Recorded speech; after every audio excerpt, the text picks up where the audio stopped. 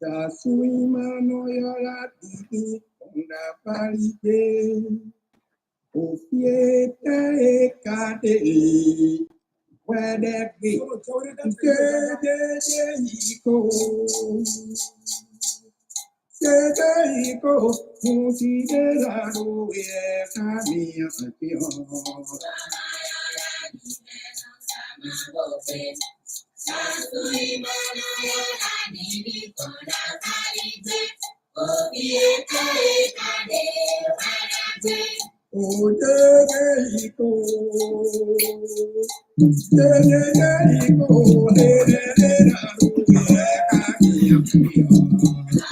All right. Good morning. Good morning. Good morning in Cairo.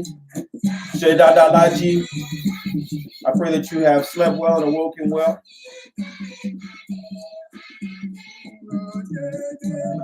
This is not something that I ordinarily do.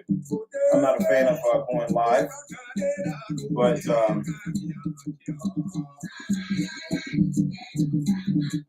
you know, we do things different from time to time.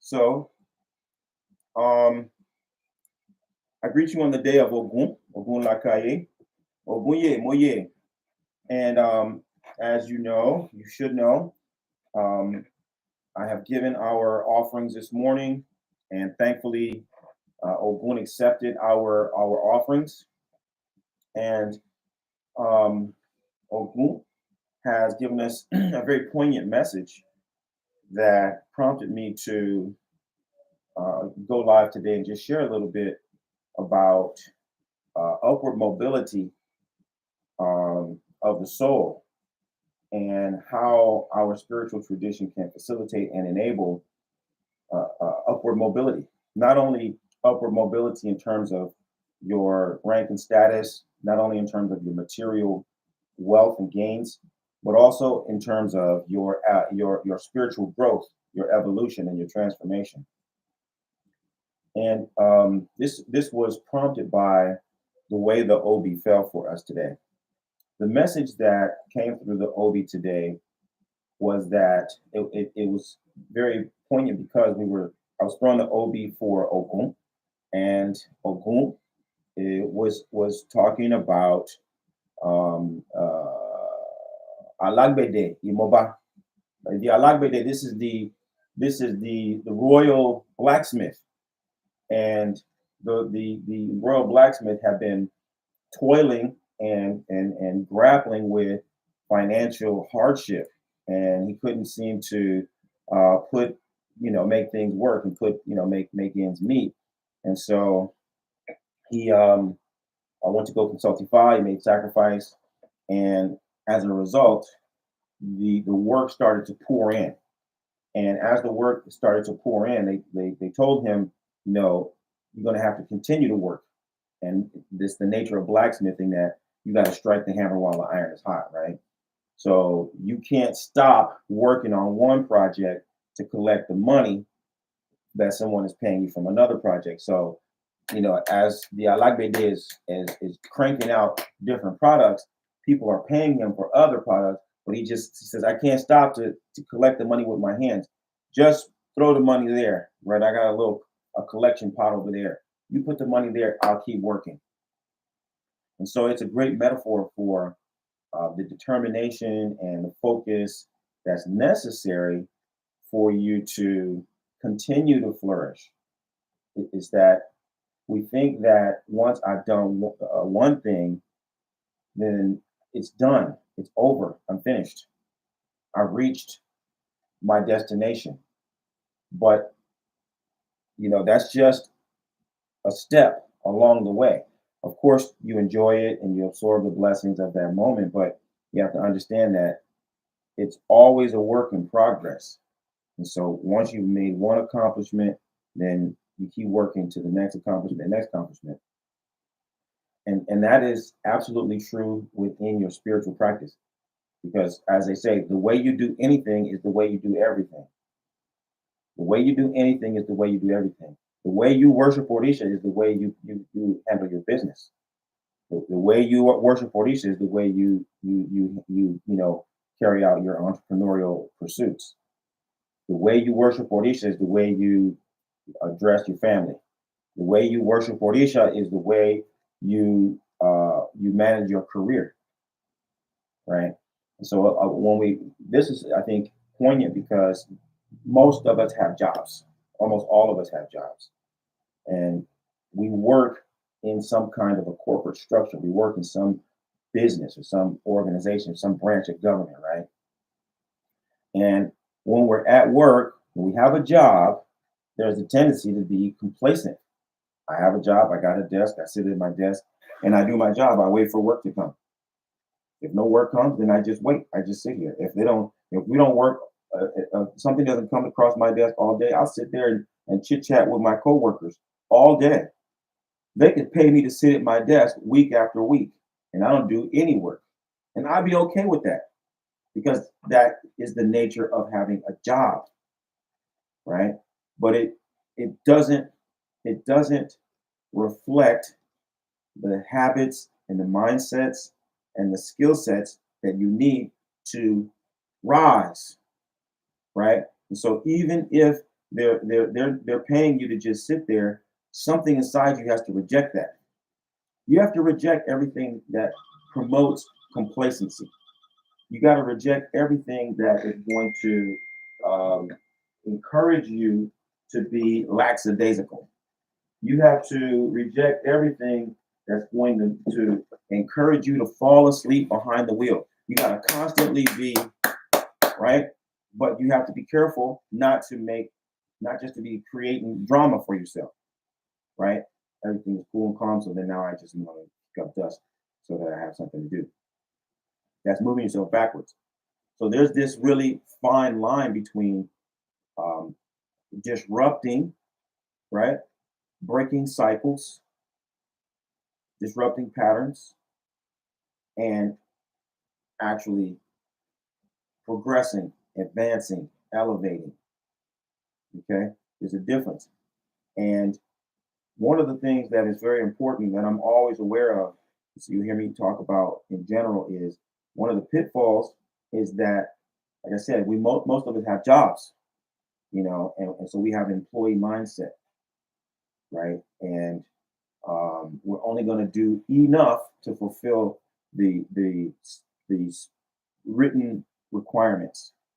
All right. So we surround ourselves with people who encourage and reinforce that lackadaisical attitude and those habits.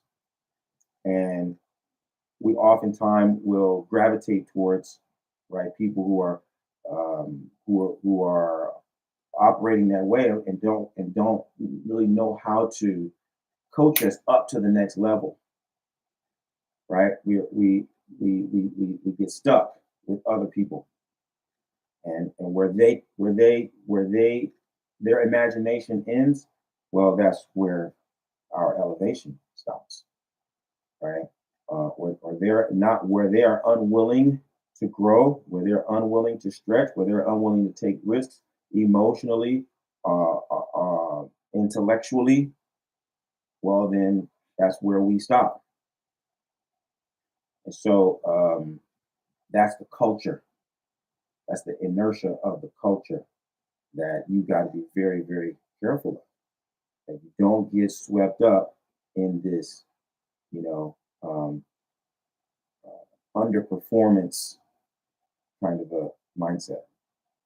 So being upwardly mobile in your spiritual practice means that you, at the very best, are self-driven, self-motivated. That you have some compelling vision. There's something in your mind that is driving you, something that you have to see. There's something that you have to materialize. This is the very best thing because that's what's going to compel you to keep reaching. Like I said, even if someone asks you to just sit there all day and they're going to pay you to do nothing, that compelling vision is going to say, no, there's absolutely no way that I could be sitting here day after day just collecting money and not doing any work. Because that means I know I'm not accomplishing what I have to do. Right. So that's the most important thing. Now, if you don't have this really clearly defined vision that's driving you and propelling you, stoking your fire all day, every day, well, there's other ways for you to still ensure that you're going to be able to move forward and move upward. One, you can and ought to associate yourself with other people or organizations that are demonstrating that kind of progressive energy, right? So that's where I'm looking at. Say, you come to the School of Orisha Studies, and we're grinding, we're grinding every day. We're leaning into it, leaning into it, leaning into it. We're taking a little bit, we're stepping a little bit further every day. And this is something that I can assure that I've done for 30 years now, right? I've got a solid track record of leaning into it under any circumstances, no matter what my life conditions are. I'm always like that. I like bidi. I'm hammering, I'm hammering, I'm hammering. I have a vision, and the vision is compelling, and there's nothing that can convince me not to keep hammering away at the vision. So you associate yourself with me. You go and you watch my videos. Watch all of them again and again and again and again and again. Follow me on social media. Read all of my posts. Read them. Instagram, Facebook. Read them, read them, read them, read them, read them. And you're going to see, you're going to go back year after year after year after year after year. And you're going to see me just chipping away, chipping away, chipping away, chipping away. Right? So you associate yourself with me. Right? You associate yourself with me and you follow what I'm doing. And then somewhere in the process, it's going to awaken, it's going to refine your own inner vision. Okay. And then you keep following that example and keep chipping away, keep chipping away, keep chipping away. The third thing that you do is not only do you associate with people, organizations that are progressive and leaning into it, but then you start to get closely aligned. You start to become you start to apprentice yourself. You start to really try to figure out, okay, what are the real details and intricacies of this vision? This is how you keep moving up. I'm telling you, this is how you keep elevating.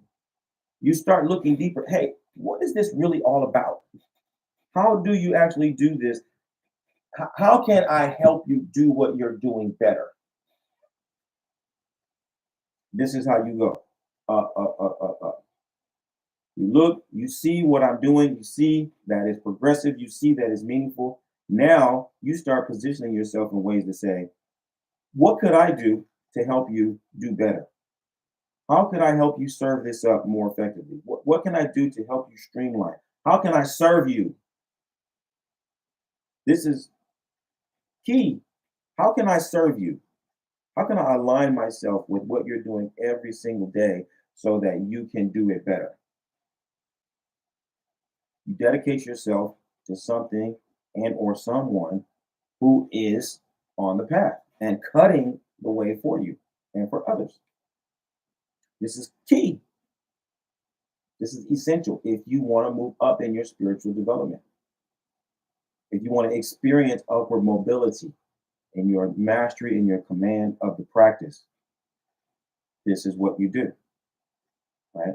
Because gradually over time, what's going to happen is you're going to get a better sense of, like I said, where your own natural gifts and talents and where your vision actually aligns with something, another vision that is already taking shape, right?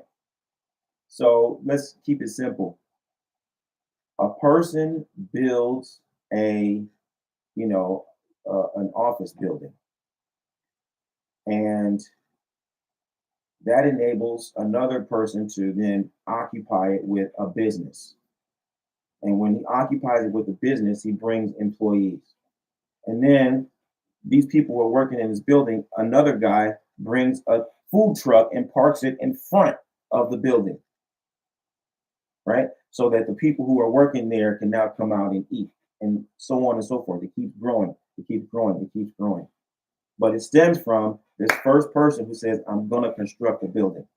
That's my vision. And as I construct that vision, it creates opportunities for other people to see and then to get in alignment with that. Oh, yes, let's occupy, let's fill that building up. Now that we filled it up, now let's feed the people, right? All of those folks can be connected. That's what I'm describing to you in the way of you. You may not have that compelling vision to build it, right? But you may be the person who comes along and says, you know what? These people are going to eat though. You're one of the people in there, and you say, you know what? We need to eat. Let me bring food. I hope you understand my analogy. It all depends. It all begins with that focus and that effort to build and make. And from there, other people, you get the opportunity to get in where you fit in. But you've got to be looking for those opportunities. And then you've got to be willing to try. You've got to be willing to put in the effort and the work to create these changes and these shifts. All right. So this is the spirit of Ogun. Ogun works. Ogun is nonstop work.